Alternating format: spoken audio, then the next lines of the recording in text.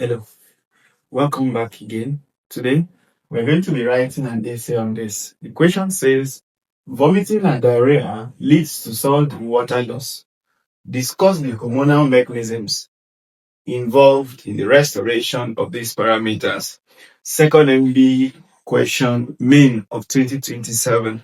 I'll walk you through this essay with this outline that says, I will introduce, and into the introduction, I will mention the major hormones that are responsible, which I already highlighted them. The example of aldosterone, the example of ADH, and then renin itself, which is part of a system called the renin angiotensin aldosterone system. And for each of them, I'll tell you their synthesis, how they came about, the potent stimuli for them, and then their role in the restoration of salt and water loss as this question requires of us. So let's begin from there. What would be the introduction? In introduction of clinical questions like this, you can begin by using this introductory sentence to make a statement that says that vomiting and diarrhea leads to salt and water loss. The subsequent paragraphs are going to explain the role of the hormonal mechanisms for the restoration of these parameters. That's just a very good way to begin an introduction in clinical questions or in questions that paint clinical scenario. Now, the next thing you should highlight in that introduction should be highlighting the importance. So you're going to say the hormones involved in these mechanisms include ADH, aldosterone, and renin, angiotensin, aldosterone mechanisms. So like I said, the first point you would do in that introduction should be using this clinical scenario to paint an introduction. And then the second, you should list out the hormones majorly, the likes of ADH, aldosterone, and then those of the renin, angiotensin, aldosterone mechanism. Now let's begin with the role of aldosterone. For the role of aldosterone, begin by synthesizing it. What's the synthesis of aldosterone? I'll put that pathway down again. For the synthesis, it begins from cholesterol. Cholesterol is acted upon by desmolase to form what we call pregnenolone. Pregnenolone. Now, pregnenolone will form what we call progesterone. Progesterone. These will form deoxycorticosterone. Deoxycorticosterone. These will form corticosterone, and then these will eventually form aldosterone. So summarily, this is the pathway. For these three enzymes here, you are going to use 3-BHSD. 3-BHSD stands for 3-beta-hydroxysteroid dehydrogenase. Here you are going to use 21-BHSD, that stands for 21-beta-hydroxysteroid dehydrogenase. Here you are going to use 11-beta-hydroxysteroid dehydrogenase. And then lastly here, you are going to use aldosterone synthesis. Aldosterone synthesis. So that's the first thing I want you to highlight. You're going to show that this pathway comes from cholesterol to form pregnenolone to form progesterone to form deoxycorticosterone to form corticosterone, and then eventually to form aldosterone. For the enzyme desmolase first, then the others 3-21-11, 3-21-11, 3-21-11, 3-beta-hydroxyl steroid dehydrogenase. Likewise, 21-beta-hydroxysteroid dehydrogenase. Likewise, 11-beta-hydroxysteroid dehydrogenase. And then aldosterone synthesis. Some other authors will say 18-hydroxyl is still the same. You can put there aldosterone synthesis. Now, if you have been able to show this, you can be able to highlight some other important points in that synthesis. That this particular synthesis occurs in the glomerulosa. The glomerulosa, the zonal glomerulosa of the adrenal cortex. adrenal cortex. And you can highlight that this is the outermost layer of the adrenal cortex. You have to remember that again. You can remember a GOAL, that zona glomerulosa is the outermost which synthesizes aldosterone. Zona glomerulosa is the outermost which synthesizes aldosterone. So first things first in my synthesis, highlight the synthesis. Second, I'm going to talk about that which layer of zona glomerulosa, which layer of the adrenal cortex synthesizes it. The outermost layer, which is the zona glomerulosa. Now, for the next point here, which is going to be the potent stimuli, based on this question, I won't go far. Based on this question, the major stimuli is that there is a fall. There is a fall in salts. Or simply put, I can say in the electrolytes. Majorly sodium in this case. Now, in the sense that for vomiting, we're going to consider that one of the major components there is going to be electrolytes like sodium, like chlorine, like bicarbonate, etc. So sodium is one of the major electrolytes that is lost, and that's a potent stimuli for aldosterone release. Also, when there is a fall in water loss, it is reflected in the ECF. In the ECF as a fall. So another potent stimuli is that this water loss is evident. Water loss will be evident as a fall in ECF volume. And this is a potent stimuli for the release of aldosterone. All right. Now, so if you have this in mind, you can then come about by its role. What is the role of aldosterone in blood volume and salt loss restoration? So let me tell you now the role quickly. Now, for the role, its role is majorly in the distal tubule and in the collecting ducts. In the distal tubule and in the collecting ducts.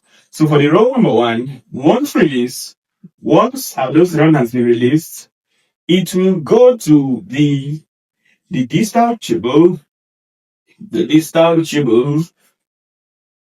and the collecting ducts. Okay? And will favor the reabsorption and will favor the reabsorption of sodium. But you must add that for every time we reabsorb sodium, an equal amount of water is reabsorbed by osmosis.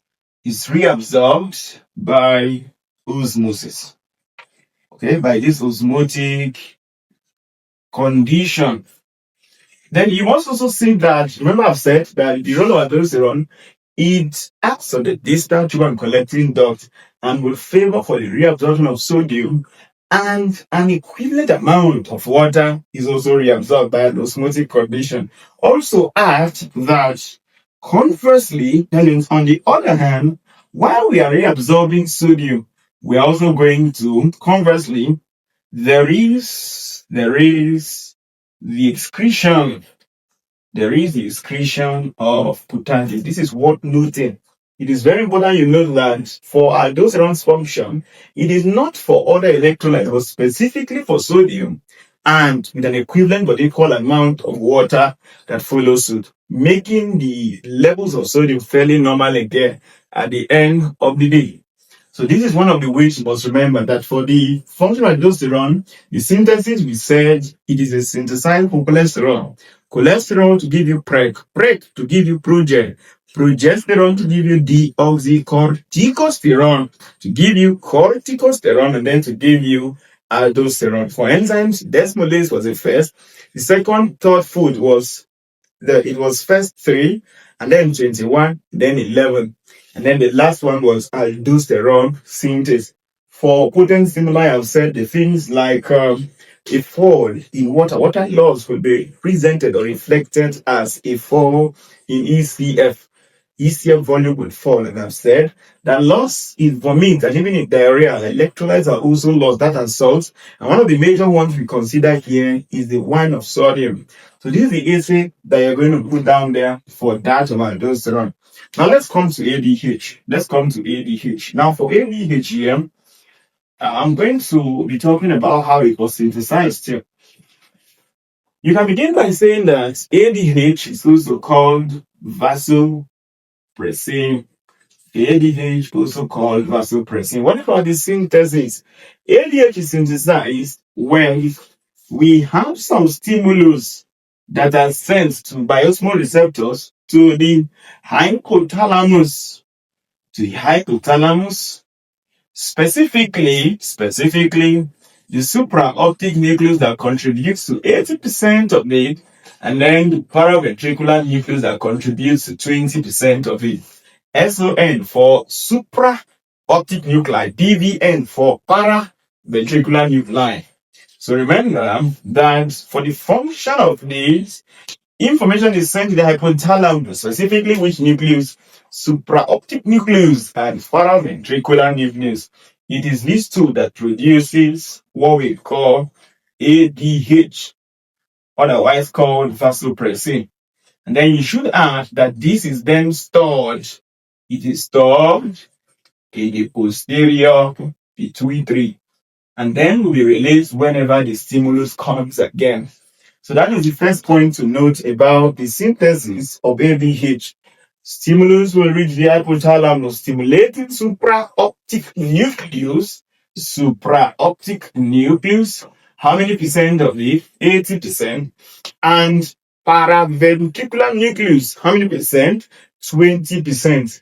These two, what will they do? They're going to cause the production of ADH, which is then stored in the posterior pituitary and release it when the need arises. Now, what are potent stimulus for ADH? One of the major potent stimuli for ADH is that as more and more water is lost, it leaves ECF more concentrated. And a concentrated ECF is going to present as increase in osmolality. Increase in osmolality. An increase in osmolality means it's just going to be more concentrated with less fluid. So the major potent stimuli here is that a fall in blood volume or a fall in or water loss predisposes ECF to have a rise in osmolality. That's one of the major stimuli there. What would be the role of ADH? ADH acts first off by V2 receptors. That is necessary to take note. It acts on V2 receptors on the distal tubule and the collecting duct. Now, what will this do? This will increase the synthesis. This will increase the synthesis of aquaporin 2. Increase synthesis of aquaporin 2, which are inserted. Aquaporin 2 are water channels. So it will increase the synthesis of aquaporin 2, which are inserted at these areas. Inserted at which areas again? The distal tubules and the collecting duct. These will favor the reabsorption of water. These will favor the reabsorption of water. And as more and more water are being reabsorbed again, water loss is going to be corrected. So it's necessary to remember that. So for it, potent stimuli was a rise in ECF osmolarity. And this ECF osmolarity, we have said, will now do all the processes of producing this hormone. Now, what is the role? The role is that ADH, otherwise called vasopressin, acts on V2 receptors on the distal tubule and collecting duct. Now, what will this do? This will increase the synthesis of aquaporin 2, which are inserted at these same areas. This will favor the reabsorption of water, eventually correcting water loss.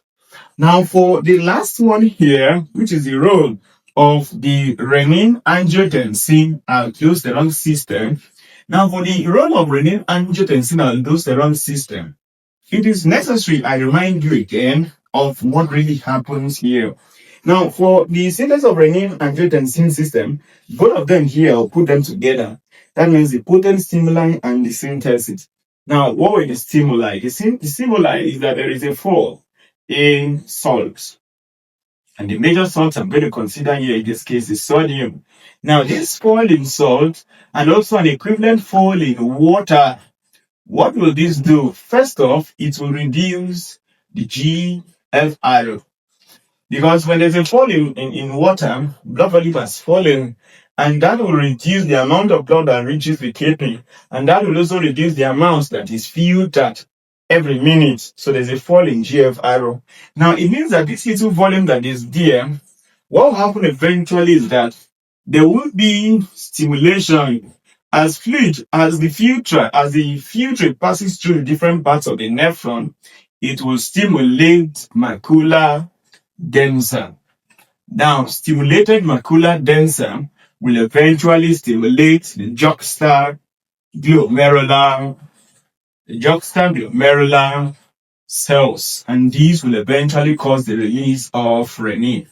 So I repeat, there's a fall in salts, majorly that of sodium. There's also a fall in water. This will cause a fall in renal blood flow, eventually a fall in GFR. The amount of fluid that reaches the distal tubule is very little, and we say this is also going to be stimulating macula densa. Stimulated macula densa is going to stimulate the juxtaglomerular cells to release renin. And whenever renin is released, renin will convert angiotensinogen to angiotensin 1. And then subsequently, angiotensin 1 will eventually be converted to angiotensin 2 by the enzyme angiotensin converting enzyme. Let me review what I've said again.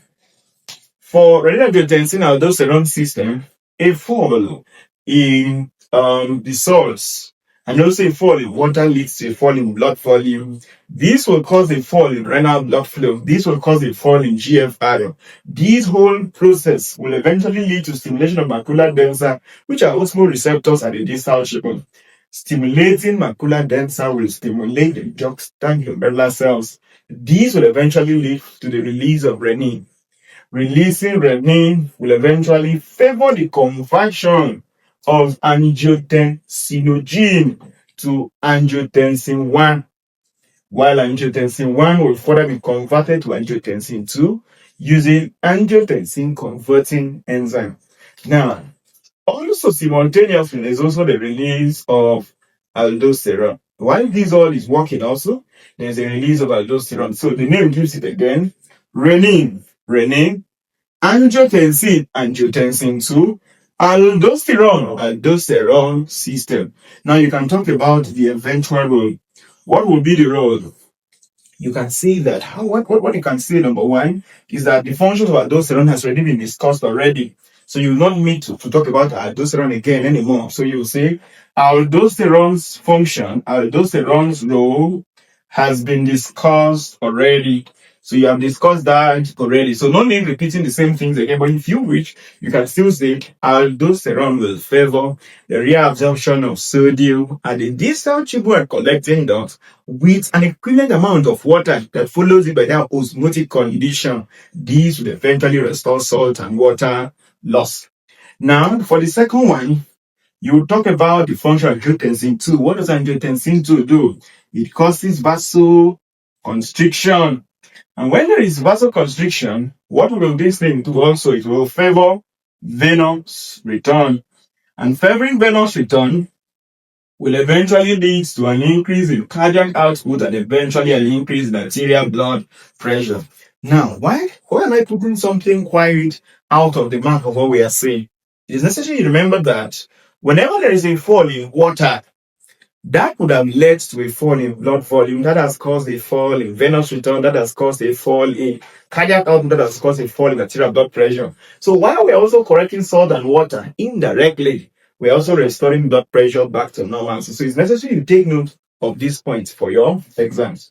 So these are the things you should write in this essay then, if you get to see it. For vomiting and diarrhea that leads to salt and water loss, and you should be able to discuss the hormonal mechanisms involved. So until then, see you next time.